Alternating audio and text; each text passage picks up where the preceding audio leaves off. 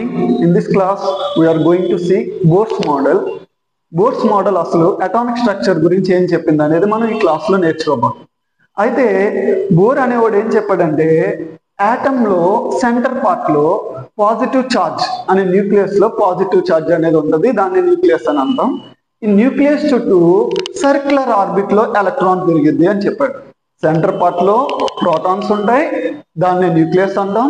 ఆ న్యూక్లియస్ చుట్టూ circular orbit లో ఎలక్ట్రాన్స్ తిరుగుతాయి అని చెప్పాడు. అయితే ఈ సర్క్యులర్ ఆర్బిట్ లో ఎలక్ట్రాన్ తిరిగినప్పుడు నేను ఏదైనా ఒక ర్యాండమ్ సర్క్యులర్ ఆర్బిట్ గీసి అందులో నా ఎలక్ట్రాన్ తిరుగుతుందా అంటే నో. ఎగ్జాంపుల్, నేను ఇక్కడ ఒక సర్క్యులర్ ఆర్బిట్ గీసాను, ఈ సర్క్యులర్ ఆర్బిట్ లో నాకు ఎలక్ట్రాన్ తిరుగుద్దా అంటే నో, అది తిరగదు అన్నమాట. అందుకనే బోర్ అనేవాడు సర్టైన్ ఎక్స్ప్లెనేషన్ ఇచ్చాడు. మనం ఈ న్యూక్లియస్ చుట్టూ ఓన్లీ స్పెసిఫైడ్ సర్క్యులర్ ఆర్బిట్స్ నే గీయాలన్నమాట. ఎలాంటి మన ఇష్టం వచ్చిన రేడియస్ తో సర్క్యులర్ ఆర్బిట్ గీయకూడదు. So that circular orbit has to have a specified radius. అయితే ఆ స్పెసిఫైడ్ రేడియస్ కోసమే మనకి బోరు సర్టైన్ రిలేషన్ ఇచ్చారు, దట్ ఈస్ MVR = NH/2π. ఇందులో మనం ఆర్ అంటే radius of that nth orbit, దాన్ని మనం తీసుకుంటే MVని డినామినేటర్ వెళ్ళిపోతుంది. So from this value you can calculate the radius అన్నమాట. ఆ రేడియస్ తీసుకుని for example n = 1 you will get R1, n = 2 you will get R2, n = 3 you will get R3. ఈ విధంగా మనం ఆ రేడియస్ అనేది ఫైండ్ అవుట్ చేయాలి. ఫస్ట్ ఆ రేడియస్ ఫైండ్ అవుట్ చేశాక సర్క్యులర్ ఆర్బిట్ కరస్పాండింగ్ టు ఆ రేడియస్ తో సర్క్యులర్ ఆర్బిట్ గీయాలి. ఓన్లీ ఆ సర్క్యులర్ ఆర్బిట్ లో మాత్రమే నా ఎలక్ట్రాన్ తిరిగింది. This is the first point అన్నమాట. ఇప్పుడు R1 గీసాను, అందులో నా సర్క్యులర్ ఆర్బిట్ లో ఎలక్ట్రాన్ అనేది మూవ్ అవుతూ ఉంది. అలాగే R2, R3 యాజ్ వెల్. ఇలాగా ఆ సర్క్యులర్ ఆర్బిట్స్ లో ఎలక్ట్రాన్ అనేది తిరిగింది. నెక్స్ట్ బోర్ ఏం చెప్పాడంటే ఈ ఎలక్ట్రాన్ ఈ స్పెసిఫైడ్ సర్క్యులర్ ఆర్బిట్స్ లో తిరుగుతున్నంతసేపు కూడా ఎనర్జీని ఎమిట్ చేయదు, అంటే ఎనర్జీని లూజ్ అవుదాం అనమాట. As long as it revolves in that circular orbit, it will never radiate energy. అది ఆ స్పెసిఫైడ్ సర్క్యులర్ ఆర్బిట్ లో తిరుగుతున్నప్పుడు ఎనర్జీని లూజ్ అవ్వదు. సో ఇక్కడ ఏమి చేంజ్ అవ్వట్లేదు, ఎలక్ట్రాన్ది ఎనర్జీ చేంజ్ అవ్వట్లేదు. అందుకనే ఏది స్టేషనరీగా ఉంటుంది, ఎనర్జీ స్టేషనరీగా ఉంటుంది. అందుకని ఈ స్టేట్స్ ను మనం ఏమంటామంటే స్టేషనరీ స్టేట్స్ అని అంటాం. దెన్ నెక్స్ట్ వన్ ఏం చెప్పాడంటే బోరు స్టేషనరీ స్టేట్స్. ఈ స్పెసిఫైడ్ సర్క్యులర్ ఆర్బిట్ లో ఉండే ఎలక్ట్రాన్స్ యొక్క ఎనర్జీ స్టేషనరీ. ఇక్కడ ఏది స్టేషనరీ అంటే ఎలక్ట్రాన్ స్టేషనరీ కాదు, electron is moving, but which is stationary? The energy of that moving electron is stationary. ఆ కదిలే ఎలక్ట్రాన్ యొక్క ఎనర్జీ స్టేషనరీ అన్నమాట, అంటే అది కాన్స్టెంట్, అది చేంజ్ అవుతుంది. అయితే ఇంకోటి చెప్పాడు, నేను బయట నుంచి ఎనర్జీని సప్లై చేశాను. Suppose I have given certain amount of energy to that electron. ఆ సర్క్యులర్ ఆర్బిట్ లో మూవ్ అయ్యే ఎలక్ట్రాన్ కి నేను సర్టెన్ ఎనర్జీని సప్లై చేశాను. అప్పుడు అది ఏమవుతుంది, E1 అనే ఎనర్జీ ఉంది ఇప్పుడు ప్రెసెంట్ దానికి, R1 రేడియస్ లో ఉన్న దానికి. ఈ ఎనర్జీని గెయిన్ చేసుకుని E2 అనే హైయర్ ఎనర్జీ లెవెల్ కి అది ప్రమోట్ అవుతుంది. సో ఎనర్జీ గెయిన్ చేశాక అది ఏమవుతుంది, లోయర్ ఎనర్జీ నుంచి హైయర్ ఎనర్జీ లెవెల్ కి జంప్ అవుతుంది అన్నమాట. ఇది జంప్ అయ్యాక హైయర్ ఎనర్జీ స్టేట్స్ లో ఎలక్ట్రాన్ అనేది స్టేబుల్ గా ఉండదు, because it is unstable state అన్నమాట. ఎనర్జీ పెరిగి కొద్దీ ఎలక్ట్రాన్ అన్స్టేబుల్ గా ఉంటుంది. అందుకని ఎంతైతే ఎనర్జీ గెయిన్ అయిందో అంతే ఎనర్జీని లూజ్ అయ్యి I will get the corresponding energy is emitted అనమాట. ఎంతైతే ఎనర్జీ అది గెయిన్ అయిందో ఆ ఎనర్జీని ఎమిట్ చేసి బయటికి అది మళ్ళీ ఒరిజినల్ పొజిషన్కి వెళ్ళిపోతుంది. How much amount of energy it is emitted during this transition అనేది మనకి ఆ స్పెక్ట్రమ్ ద్వారా, ఆ ఎమిట్ చేసిన రేడియేషన్ మనం స్పెక్ట్రమ్ ద్వారా స్టడీ చేస్తాం. దాన్ని బట్టి యూ విల్ గెట్ ఇట్ అన్నమాట. So these are the 3 important postulates that we have. Bohr అనేవాడు ఈ 3 ఇంపార్టెంట్ పాయింట్స్ ని చెప్పాడు. First of all circular orbit లో మాత్రమే ఎలక్ట్రాన్ తిరుగుద్ది, దానికి ఒక స్పెసిఫైడ్ రేడియస్ మాత్రం ఉండాలి. ఎలాంటి రేడియస్ తీసుకుని అయినా మనం తీయకూడదు, ఆర్బిటరీ రేడియస్ అనేది అలౌ కాదు. అది సర్క్యులర్ ఆర్బిట్ లో తిరుగుతున్నంత సేపు దాని ఎనర్జీని కోల్పోదు, ఫిక్స్డ్ ఎనర్జీ స్టేషనరీ ఎనర్జీ ఉంటుంది.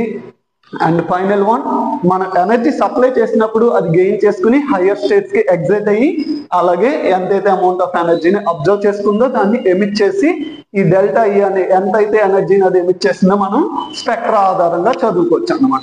సో ఈ స్పెక్ట్రల్ స్టడీస్ బట్టి బోర్ చెప్పిన దాన్ని బట్టి మనకి అటామిక్ స్పెక్ట్రా కూడా, atomic spectra of hydrogen atom, మనకు ఆ టైంలో స్టార్టింగ్ హైడ్రోజన్ ఆటమ్, ఆ hydrogen atom atomic spectra bore ప్రకారం ఎగ్జాక్ట్లీ మ్యాచ్ అవుతుంది అనమాట. So we have to consider a certain amount of consideration for this bores model. అయితే next స్లైడ్కి వెళ్దాం మనం. బోరు ఏం చేస్తాడు, ఈ మోడల్ యూజ్ చేసుకుని మనకి క్లాసికల్ మెకానిక్స్ అనే ఫిజిక్స్ ని యూజ్ చేసుకుని he derive certain formulas for the radius. ఇక్కడ ఈ ఆర్బిట్ కి రేడియస్ ఎంత ఉంది అనే దానికి కూడా he has given certain clarity of explanation. Energy ఎంత ఉంది, E1 ఎంత, E2 ఎంత, E3 ఎంత, he has given all the explanation అన్నమాట. And as well as velocity also. What's the velocity in circular orbit 1, what's the velocity in circular orbit 2, what's the velocity in circular orbit, so on. So he has given each and every explanation pretty clearly. So ఈ formulas బట్టి మనం దాని radius ఎంత, దాని energy ఎంత and దాని velocity ఎంత అనేది మనం ఫైండ్ వచ్చేచ్చు. మనకు ఆల్రెడీ తెలుసు, ఇఫ్ యూ నో వెలాసిటీ తెలిస్తే మనకి మూమెంటం అనేది ఈజీగా తెలుస్తుంది. So once you know the velocity U can find the momentum అన్నమాట. సో ఆ సర్క్యులర్ ఆర్బిట్ లో ఉండే ఎవ్రీ ఫిజికల్ పారామీటర్ కూడా మనకి బోర్ మోడల్ యూజ్ చేసుకుని మనం అకౌంట్ చేయొచ్చు. అయితే బోర్ ఇంత సాటిస్ఫాక్టరీ ఎక్స్ప్లెనేషన్ ఇచ్చాడు, అటామిక్ స్ట్రక్చర్ ని ఎక్స్ప్లెయిన్ చేస్తాడు హైడ్రోజన్ ఆటమ్ కి. మరి ఎందుకు మనం బోర్ ఆటమ్ ని కన్సిడర్ చేయమంటే there are certain drawbacks regarding this Bohr model. ఈయన ఏం చేశాడు, first of all he use certain quantum mechanics. So quantum mechanics అంటే ఇక్కడ ఎనర్జీ ఏదైతే చేంజ్ అవుతుందో దాన్ని క్వాంటమ్ ఫిజిక్స్ యూజ్ చేసి చెప్పేశాడు. తర్వాత ఏం చేశాడు, క్లాసికల్ ఫిజిక్స్ యూజ్ చేసి సర్టెన్ ఫార్ములాస్ ని డెరైవ్ చేసి కాన్స్టెంట్ ఫార్ములాస్ ని మనకు ప్రపోజ్ చేశాడు. అంటే ఆయన ఆర్బిటరీగా ఏదైనా మోడల్ కన్సిడర్ చేస్తున్నాడు. అయితే క్వాంటమ్ షిఫ్ట్ అవుతున్నాడు, లేదంటే క్లాసికల్ షిఫ్ట్ అవుతున్నాడు. There is no particular clarity అన్నమాట ఏ మోడల్ ఫాలో అయ్యాడని. So this is all about classical physics and before one is quantum అన్నమాట. సో ఆ సైంటిఫిక్ కమ్యూనిటీని బోరు ఇలాంటి మోడల్ వీ డోంట్ యాక్సెప్ట్ అని అనుకున్నారు.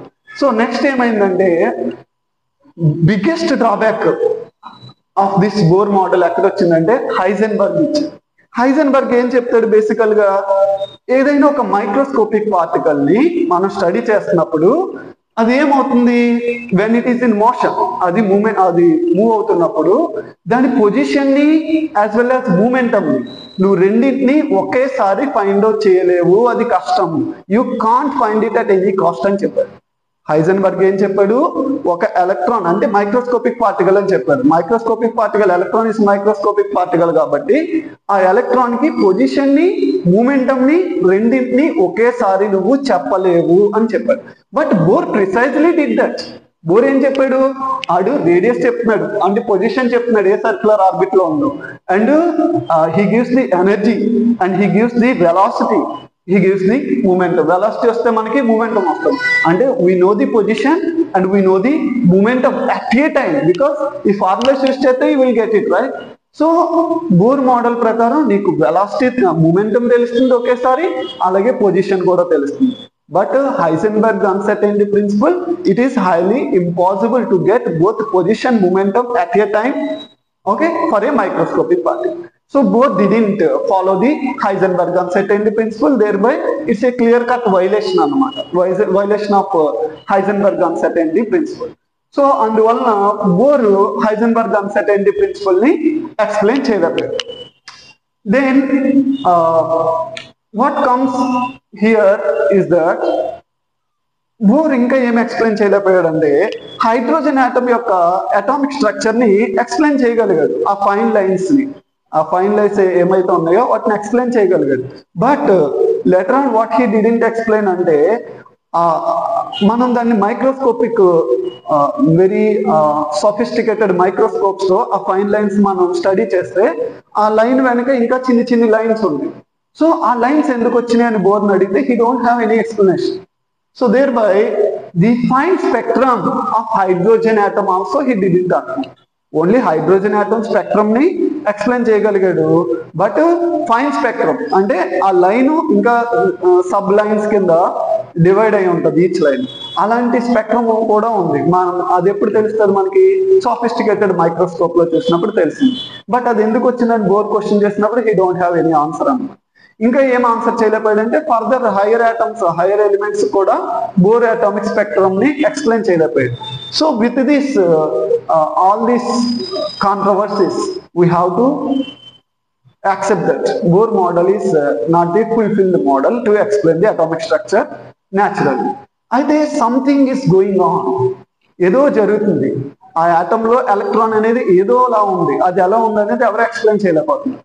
అయితే ఇలాంటి ఒక క్రిటికల్ స్టేజ్ లో మనకి something very interesting matter already మనకు అప్పుడు తెలుసు. ఏంటి? ఎనర్జీ అనేది డ్యూయల్ నేచర్ బిహేవ్ చేస్తుందని already scientist discover that. Energy radiation అనేది డ్యూయల్ నేచర్, అంటే అది పార్టికల్ గాను బిహేవ్ చేస్తుంది, వేవ్ గాను బిహేవ్ చేస్తుంది. Wave is pretty clear, electromagnetic waves all are energy corresponding. కానీ ఈ పార్టికల్ నేచర్ ఆఫ్ ఎనర్జీ అనేది it's a big shocking surprise అన్నమాట. మ్యాన్ హెడ్జ్ అనేవాడు ఆ ఫోటో ఎలక్ట్రిక్ ఎఫెక్ట్ ఆ సెట్టింగ్ ఎక్స్పెరిమెంట్ కండక్ట్ చేశాడు, but he don't have any theoretical explanation. ఆ ఫోటో ఎలక్ట్రిక్ ఎఫెక్ట్ ని సక్సెస్ఫుల్ గా ఎక్స్ప్లెయిన్ చేసింది మన ఐన్స్టైన్. ఐన్స్టైన్ సక్సెస్ఫుల్ గా ఎక్స్ప్లెయిన్ చేసినందుకు గాను he proved that energy radiation అనేది పార్టికల్ నేచర్ గా కూడా ఉంది, అందుకనే ఎనర్జీ అనేది డ్యూయల్ నేచర్ అని చెప్పారు. అందుకనే ఐన్స్టైన్ కి నోబెల్ ప్రైజ్ ఇవ్వడం కూడా జరిగింది.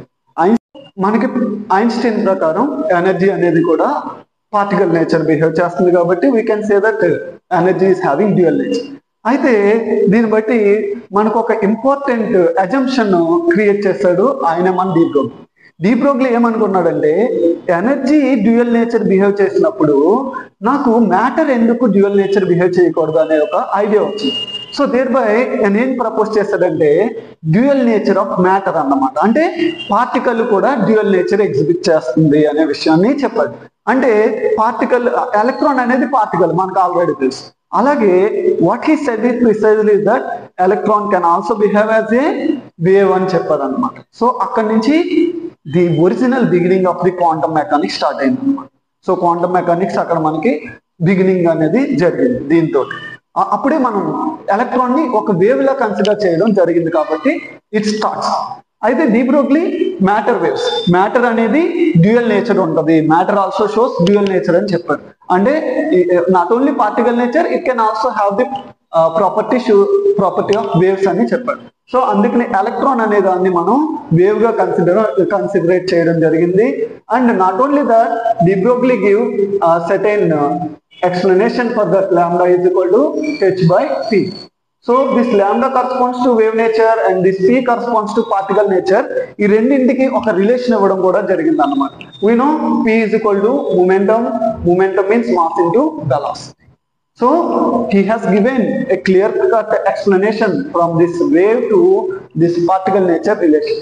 చాలా కాలం దీన్ని ఒక హైపోథిసిస్ గా, డీ బ్రోగ్లీ హైపోథిసిస్ గా కన్సిడర్ చేశారు. But later on they realise that is true. ఎలా అంటే ఎలక్ట్రాన్ ని ఒక డిఫ్రాక్షన్, ఒక బీమ్ ఆఫ్ ఎలక్ట్రాన్స్ ని గ్రేటింగ్ నుంచి పాస్ చేసినప్పుడు they observe the diffraction pattern అనమాట, which is a clear cut property of wave. ఆ ఎలక్ట్రాన్ అనేది డిఫ్రాక్షన్ చూపించడం వలన, ఆ డిఫ్రాక్షన్ అనేది ఒక వేవ్ ప్రాపర్టీ వలన అప్పుడు ఎలక్ట్రాన్ వేవ్ కింద కూడా బిహేవ్ చేస్తుంది అనే విషయాన్ని దే విల్ కన్క్లూడ్ ఇట్ అనమాట.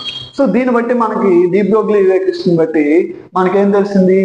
Electron also behaves as dual nature, also has a wave nature. Okay, so electron కి వేవ్ నేచర్ ఉంటుందని కూడా మనకి డీ బ్రోగ్లీ బట్టి తెలిసింది.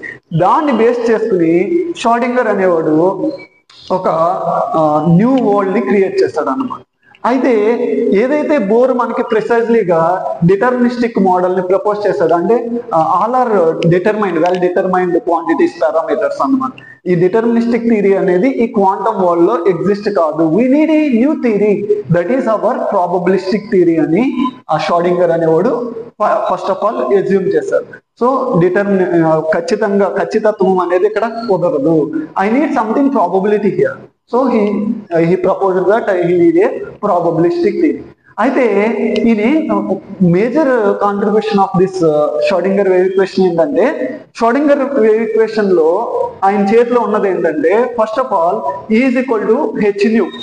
Planks proposed this equation, energy అనేది క్వాంటైజ్డ్. ఓకే, ఆ ఈక్వేషన్ ఆల్రెడీ ఆయన చేతిలో ఉంది. Next one, lambda is equal to h by p.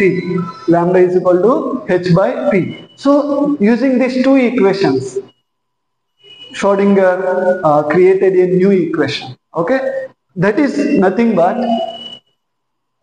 Schrodinger gave a classical wave equation for the de Broglie waves. అంటే ఇక్కడ షార్డింగర్ చేసింది ఏం లేదు, క్లాసికల్ వేవ్స్ అంటే మన సౌండ్ వేవ్స్ కానీ sound waves coming from tabla or something whatsoever it may be, all these are classical waves. ఇలాగే ఒక క్లాసికల్ వేవ్ ఈక్వేషన్ ని దేనికి ప్రపోజ్ చేశాడంటే మ్యాటర్ వేవ్స్ కి ప్రపోజ్ చేశాడు. డి బ్రోగ్లీ మ్యాటర్ వేవ్స్ కి ఒక క్లాసికల్ వేవ్ ఈక్వేషన్ రాశాడు. అదే మన is equal to H psi is equal to E psi అన్నమాట. So this is our Schrodinger wave equation. Schrodinger wave equation అంటే ఏం కాదు నాన్న, అదేంటంటే క్లాసికల్ వేవ్ ఈక్వేషన్. దేనికి classical wave equation? D Broglie matter waves కి క్లాసికల్ వేవ్ ఈక్వేషన్. ఇక్కడ D Broglie matter, electron అనేది డి బ్రోగ్లీ మ్యాటరే కాబట్టి ఈ ఎలక్ట్రాన్ వేవ్ ఈక్వేషన్ మనకి ఇక్కడ డి బ్రోగ్లీ ఇవ్వడం జరిగింది. ఇక్కడ ఫై అంటే వేవ్ ఫంక్షన్, అంటే ఆ వేవ్ అనేది ఎలా ఉంది, that is the Schrodinger wave equation solution also. Now H hat అంటాం. ఆ హెచ్ హ్యాట్ అంటే హామిల్టోనియన్ ఆపరేటర్. హామిల్టోనియన్ అంటే దట్ ఈస్ ఏ ఆపరేటర్, అది ఒక operator, energy operator. It's a energy operator. అది నా వేవ్ ఫంక్షన్ మీద ఆపరేట్ చేసినప్పుడు నాకు ఒక కాన్స్టెంట్ వాల్యూ వచ్చింది. ఓకే, ఈ అనే ఒక కాన్స్టెంట్ వాల్యూ వచ్చింది. నాకు wave function, same wave function return అయ్యింది. సో ఏదైనా ఒక ఆపరేటర్ ఒక ఫంక్షన్ మీద ఆపరేట్ చేసి నాకు ఆ సేమ్ ఫంక్షన్ ని రిటర్న్ బ్యాక్ ఇస్తుంది సమ్ కాన్స్టెంట్ మల్టిప్లికేషన్. అంటే అలాంటి ఈక్వేషన్స్ ని మనం ఐగన్ ఈక్వేషన్స్ అన్నాం. ఐగన్ ఈక్వేషన్స్, ఏదైతే కాన్స్టెంట్ వచ్చిందో దాన్ని ఐగన్ వాల్యూ అన్నాం. అంటే దీన్ని బట్టి ఏంటి, ఎనర్జీ వేవ్ ఫంక్షన్ మీద ఆపరేట్ చేస్తే ఎనర్జీ అనేది ఆ సిస్టమ్ లో ఎనర్జీ ఎంత ఉందో మనకి తెలుస్తుంది. అలాగే మూమెంటం ఆపరేటర్ ఆపరేట్ చేస్తే వేవ్ ఫంక్షన్ మీద ఆ సిస్టమ్ మూమెంటం ఏంటో మనకు తెలుస్తుంది. అలాగే పొజిషన్ ఆపరేటర్ ఆపరేట్ చేస్తే ఆ సిస్టమ్ పొజిషన్ ఏంటో తెలుస్తుంది. So this is the one of the greatest discovery of Schrodinger wave equation. అయితే సై యొక్క ఇంపార్టెన్స్ ఏంటో షోడింగర్ కూడా తెలియదు. But to give that our legendary Max Born proposed, he interpret that Schrodinger wave equation. Schrodinger wave equation ఏముంది అనేది interpret చేశాడు. Hψ is equal to Eψ, we have seen already. Hψ is equal to Eψ. ఇక్కడ psi అనేది ఏంటి? Psi is the solution for this second order differential equation proposed by the Schrodinger. Schrodinger de Broglie wave classical wave equation కి psi అనేది one of the solution. Psi have n number of solutions. దానికి చాలా solutions ఉండొచ్చు. But దాని implication ఏంటనేది షార్డింగర్ కి తెలియదు. Who interpret that one nicely is max Born. Max Born ఏం చేశాడు, ఈ సొల్యూషన్స్ ఏవైతే ఉన్నాయో, షార్డింగర్ వేవ్ ఈక్వేషన్ యొక్క సొల్యూషన్స్ ఏవైతే ఉన్నాయో, ఆ సొల్యూషన్స్ అనేవి అన్ని సొల్యూషన్స్ యాక్సెప్టబుల్ కాదు. అన్ని సొల్యూషన్స్ యాక్సెప్టబుల్ కాదు. Only certain solutions are satisfied, only they are acceptable. వాటిని మనం షోడింగర్ సొల్యూషన్స్ కింద తీసుకోవాలి. So if you multiply the psi and psi star means the complex conjugate of this psi. So when you multiply both of them and integrate overall the space, d2 is the volume element. ఎంత volume లో మనం అది చేస్తాం అనేది. So ఇక్కడ psi star ఈ రెండు wave equations ని మనం మల్టిప్లై చేస్తే దాన్ని ఇంటిగ్రేట్ అంటే we have to add all that region of volume wherever we are interested. ఆ ఎంత వాల్యూమ్ లో మనం దాన్ని చెక్ చేస్తున్నా వాల్యూమ్ అంతటిని ఈ ప్రోడక్ట్స్ తీసుకుంటే this entire quantity has to be equal to 1 అన్నమాట. Because this is the theory of probability, probabilistic theory. కాబట్టి ఈ entire total probability is 1, right? So this is the total overall probability. అందుకనే మనకి total probability 1 కావాలి. కాబట్టి so because of this, based on this probability we impose certain restrictions on the wave function. అంటే అన్ని wave functions మనకి allow కాదు, only certain wave functions మాత్రమే allow అవుతాయి.